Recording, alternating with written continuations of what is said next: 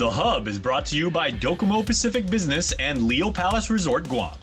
Hafa day and welcome to another episode of The Hub. I'm Tomas Manglona filling in for Nick Delgado, who is covering the Olympics in Paris. We're definitely watching those games and races closely. Another big race that we've watched and we've covered over the weekend is, of course, the primary election, which is over. Full results are on KUAM.com. We've got a packed show for you today, but before that, of course, as you can see, my colleagues, Ginger Cruz and Matsuki Hiroyama, are joining me as they are part of the KUM news team covering the primary up until 4 a.m. on Sunday, right? Yep, that's right.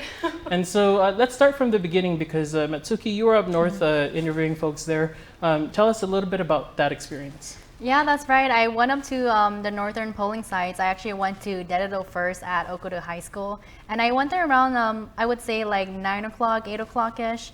So there was not that many people as I was expecting, actually. There was a lot of people on the side of the road for electioneering and stuff for the different campaigns. But in terms of voters, yeah, there's not that many as I expected. But it was one of the largest villages that had the most amount of registered voters at 15,000. So yeah, it's still surprising though. And then I went up to more north towards Chigo where they had 7,000 registered voters, but still yeah, not as many as I was hoping.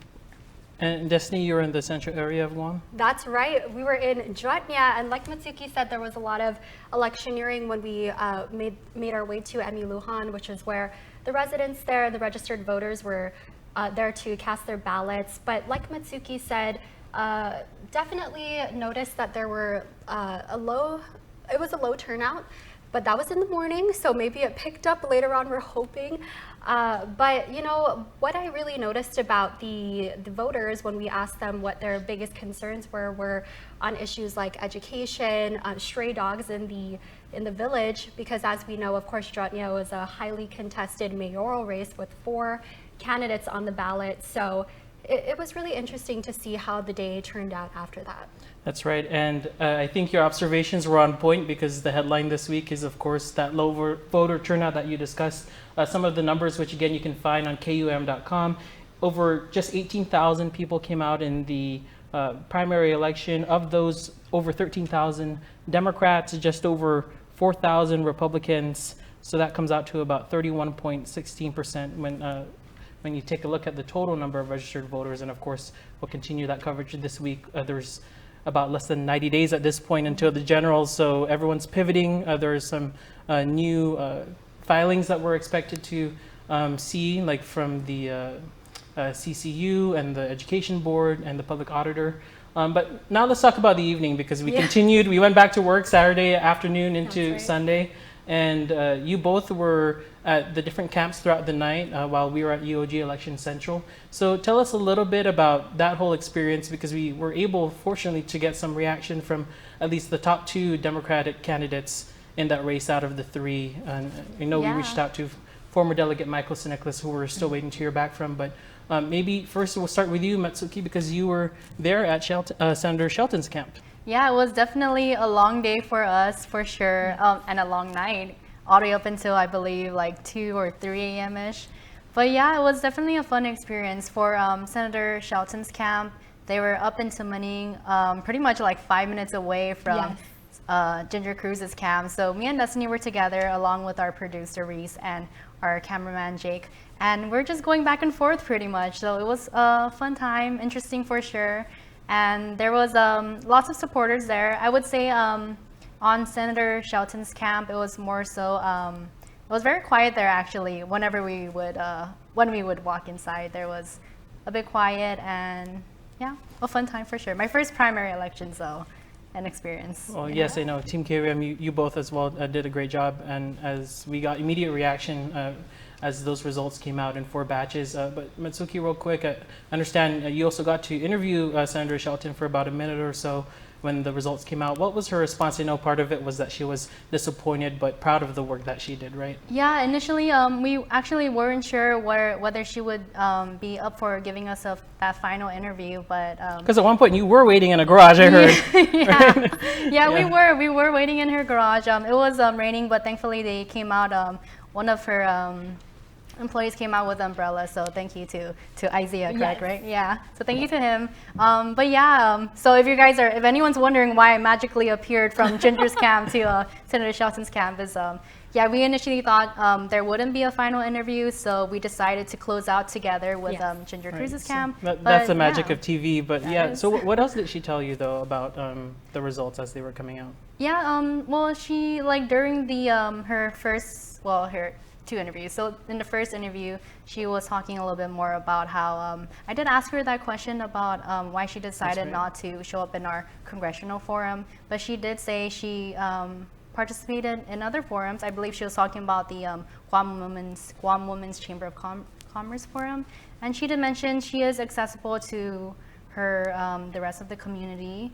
But yeah, well, I am looking forward to what she's gonna do next now that unfortunately she did not make it past the primary. And Destiny, it was quite a different mood over at Yes. Cruz's camp. Tell us a little bit about that reaction. And you all actually got to capture Senator Shelton's call to the now candidate Ginger Cruz for the Yes. Democrats. Yeah, so just starting out, again, like Mitsuki mentioned, both her and I were together throughout the duration of the night.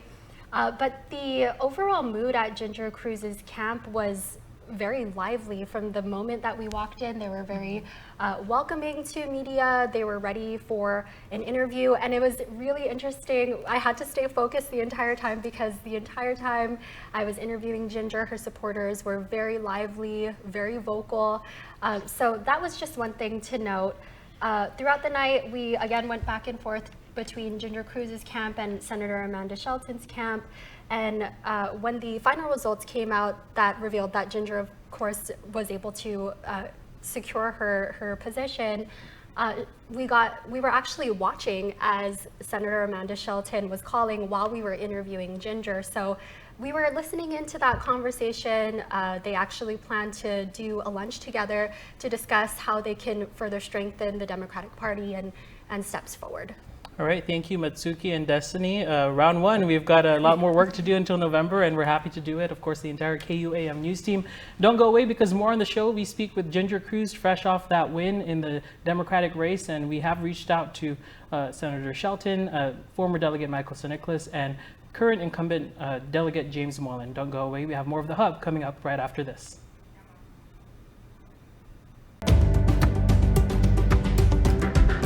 The Hub is brought to you by Docomo Pacific Business and Leo Palace Resort, Guam. Half a day, just over the weekend, the primary election ended and Ginger Cruz came out on top for the Democratic race. Ginger, congratulations. Thank you so much. So this was your first election, came out on top. I know Matsuki and Destiny were with you at your camp when the results were. came out. But what's your reflection now? We're officially about 90 days away from the general. Well, there's a lot more hard work to do. And I think you can tell from my voice that we put a lot of hard work into the election going into the primary. And we really, I think, over the course of the primary, the favorite thing that I've found is that the more input that you get and the more people give you their thoughts, their advice, they share their problems, the sharper your ability to sort of understand how to build your platform becomes. And we started out at the very beginning with some basic ideas, some concepts for how we could do better in Washington, D.C., and how we could get Washington, D.C. to work better for the people of Guam. But over time and throughout the primary election, I'm so grateful for all of the input from so many people who have explained what problems are, who shared some potential solutions, and all of that has sort of helped to build this knowledge base for what we can do in order to set a vision and then a plan for how to accomplish it for the people of Guam. Of course, you're no stranger to this set, and we usually have you here analyzing the results. One of the headlines coming out of the weekend was low voter turnout, about just 30%. Yes. So maybe with your analyst hat on, if you weren't running in the race, what would you say about that turnout? So the interesting thing about the turnout was, I think that the Democratic congressional race energized the voters to come out. Because if you really look at it, there was no race on the senatorial side for either the Republican or the Democrat candidates, because they were all going to make it into the general election. And then in many of the mayor's races, again, there were not challengers. So there was almost no reason for many voters to go to the polls because they could have expressed their votes in the general election, aside from a few very challenging, very interesting races on the mayoral side, and of course the congressional race. So I believe that, it's not really fair to compare the voter turnout in this election with the voter turnout in previous elections, because largely the Republican side did not have a challenge in the congressional race, and they didn't have anyone that wasn't going to make it in the senatorial. So I think that having 30% turnout was a decent showing given the circumstances. But of course we need more. We really need voters to turn out, because the whole race is about representation. Who's going to represent you in Washington, who is going to represent you in the legislature, and who's going to take care of your villages. And so it's really important as a part of civic duty for everyone to show up to vote. So I'm hoping we have a much better turnout in the general. All right, thanks for that. I did want to ask you more about your campaign. We saw as it unfolded that night, Senator Shelton did call, and now the language is heading towards healing for the general. Have you heard, what are your plans to reach out to the other candidates? Have you heard from former delegate Michael Siniclis as well? I did. I heard from both of them on the morning of the election, and I'm very grateful to both Senator Amanda Shelton and former Congressman Mike Siniclis for reaching out. I think, as I said that night, all the three of us have a shared love for the island and a shared understanding that we need to do better for the people of Guam.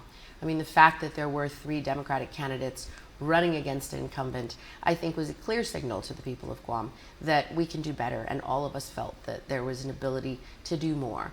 And so I hope to share those thoughts with them. I did really appreciate those calls, and I did ask them both if they have time this week for us to sit down, get together, because it's about bringing the party together. It is about unity. We have more in common, I believe, than we have differences. And I think harnessing their thoughts and their support in order to make a difference and bring more support from Washington, D.C. to the people of Guam is something we all could agree on. We actually got Senator Shelton's call to you recorded. I'm curious what former delegate Siniclis told you.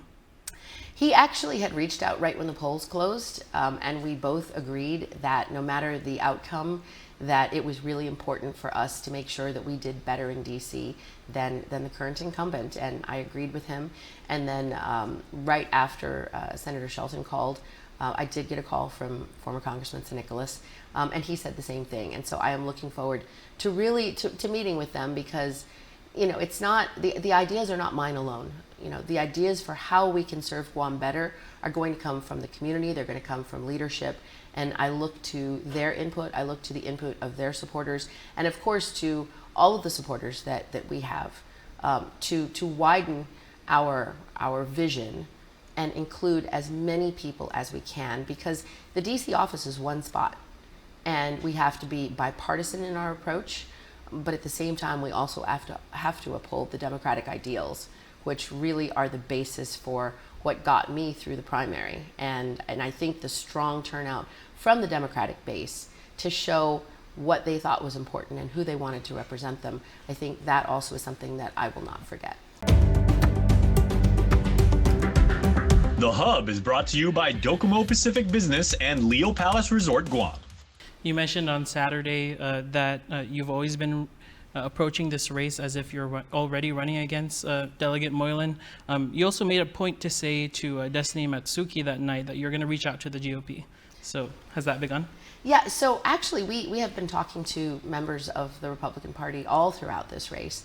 The DC office, because it's a non-voting delegate, is very interesting, because when it comes down to those critical votes in the House, Guam is not going to be a deciding factor in terms of a Democrat-Republican split. We kind of bridge that in a way. And the important thing to always emphasize is that Guam issues need support from everyone in Washington. We need to be able to gather a coalition of support from not only the Democrats in Washington, but also from the Republicans in Washington. Because at the end of the day, it's about national security. It is about America's strength in the Indo-Pacific, and Guam is such a key part of that. And that is not a partisan issue. That is an issue that the United States can stand behind. And I think the more that we approach Guam's role in Washington, D.C. as a critical role for national security, but also a critical role for diplomacy and for keeping the peace at a very, very important time in the history of Guam and in the history of the United States. If we can be that peacemaker, if we can be that shining economy in the Indo-Pacific, and we can also be that strong deterrence that makes sure that there is not going to be any sort of military conflict in this very critical time, I think we can get the support of both parties for the people of Guam. All right, we've heard about your platform 2.0, 3.0 on the way, I understand? 3.0 is on the way. And what's the major difference there? Or what are maybe some new key points that you're trying to make 90 days out from the general? So we are actually expanding the platform. There are new pieces of data that come in all the time. For example, when I went through the GMA debate and had an opportunity to really talk with the folks that run the public health programs, with the island's doctors, with people who are struggling right now and finding there to be gaps in healthcare coverage for them on the island. All of these things are helping to inform a refined vision of the platform. So I think what people will see as we put together Platform 3.0 is more information, more specifics, detail about different areas that we are going to pursue, and more detail on exactly how we plan to accomplish that in Washington. All right, I know we're just a few days out of the primary, but of course all eyes are on the general. Are you up for a debate with Moylan? Would you like one to happen? Absolutely. I am very much looking forward to that because I think the voters of Guam deserve to hear both of the candidates who are going to be running for this office debate in a way that helps them understand where we are coming from, the approach that we are going to take, and really the vision that we have for raising the issues of the people of Guam in this really critically important body. Everything that happens in Washington, D.C., all the policies that happen, affect everyday life in Guam. I can't emphasize that enough. This is not just a position where you send someone to DC and you forget about it.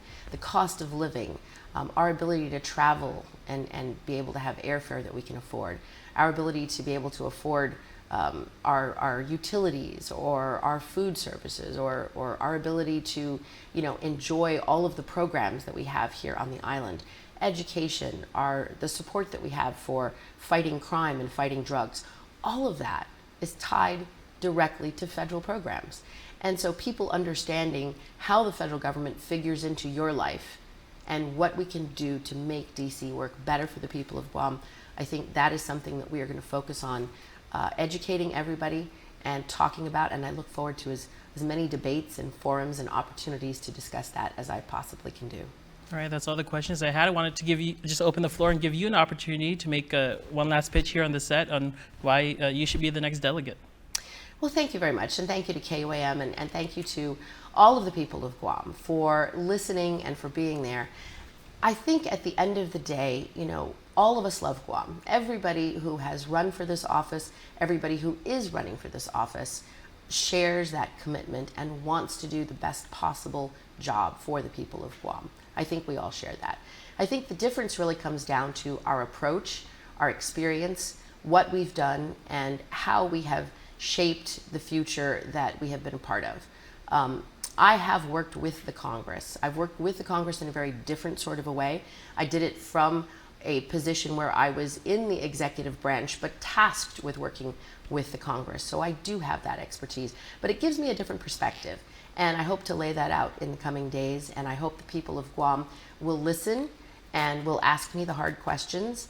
And at the end of the day, it really is the future of Guam that is in the hands of the voters. And I hope they give me the chance because I will not let the people down. And I am somebody who is going to bring every ounce of my experience and my knowledge and my love for Guam and my hard work. And I hope people get to see that in the next 90 days. Thank you so much, Ginger Cruz, for your time. The Hub is brought to you by Docomo Pacific Business and Leo Palace Resort Guam. And now we're with GEC Executive Director Maria Pangilinan. Ms. Maria, number one question on people's mind, or perhaps the number one topic after the primary, is voter turnout. I saw one data point where it hasn't been this low since the 90s for the primary. What's your reflection on that? And Well, the Guam Election Commission does everything, and I'm sure the candidates do everything and the parties do everything to get the voters out. So I guess, yes, it's low voter turnout. But the thing to also remember is that our voter registry has gone up to over 60,000, mostly because of motor voter. And motor voter, people register to vote, not realizing sometimes that they're just now registered to vote. So we got to get the folks to hurry up and say, check the GEC website, check, if you're registered to vote, please come in and vote on vote early or vote at the general election come Tuesday, November 5th. We try our best. Let us know how else to entice the voter to come in. Early voting is very efficient as far as people tell us. There were no lines at the polls on Saturday. So that too was very efficient. Voting on election day is also as efficient as voting on early voting. It's just what day you want to come in. And my last question is about the general election. What do the next 90 or so days look like? What should voters know? How is GEC prepared? Okay, so first and foremost, those who are not registered to vote can now get on our website to register online if they have a current Guam driver's license or a current Guam ID. Secondly, at Department of at Motor Vehicle, when people go in to get a new or renew their license or Guam ID, they can register to vote up there as well. Our volunteer registrars will be coming in today to pick up their packets. They can register with them as well as soon as these volunteer registrars pick up their packets. So that's the first thing we do. We want to get more people to register who wanted to vote in the primary but were not registered.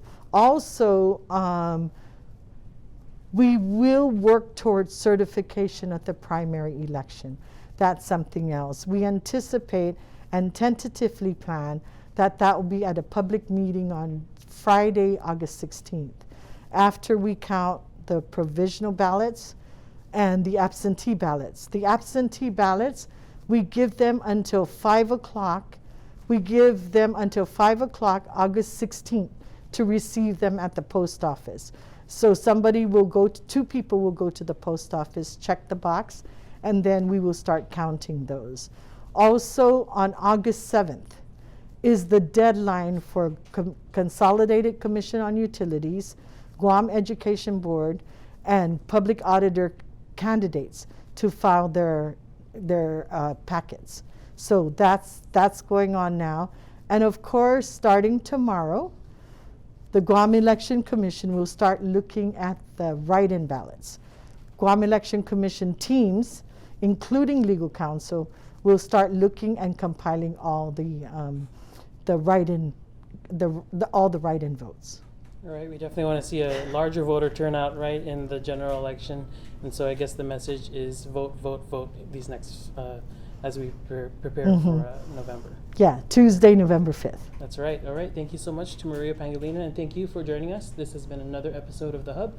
We'll see you right here, same time, same place next week.